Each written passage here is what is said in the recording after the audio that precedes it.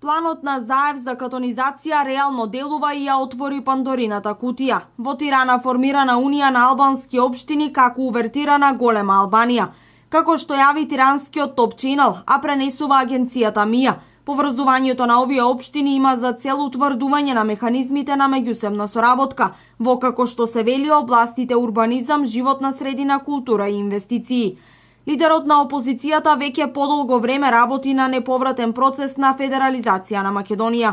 Јас сум истиот Зоран Заев, кој што ја отвори јавно употребата на јазиците во Македонија и еднаквост и рамноправноста во државата. Јас сум истиот тој што го гледавте и по Фејсбук и по телевизии, кој што отвори штабови во Арачиново и во Чегране и насекаде и стои на македонски и на албански јазик, без било какви предрасуди.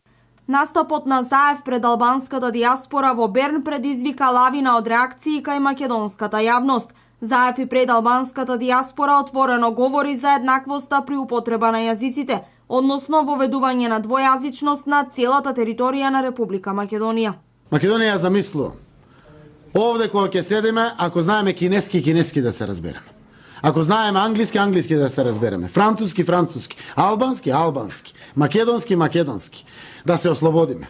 Употребата на јазикот мора да биде средство да се разбереме. Во своето обраќање Заев се осврна и на Охридскиот рамковен договор за кој вели дека мора да се оди преку него. Охридскиот рамковен договор не е доволно. Мора да одиме преку Охридскиот рамковен договор. Оти тоа е рамка некоја. Зошто во 25 години, 21 век, 25 години независна Македонија да има рамки на ограничување? Не, или ќе веруваме во еднаквоста и рамноправноста и ќе му помогнам на мојот сограѓанин албанец или он мене како македонец, за да може да функционира исто како мене или јас исто како него. Ова што сега се случува е долго планирано и има подлога создавана подолго време. Говори и фактот што целиот план Заев го има напишано и во неговата програма.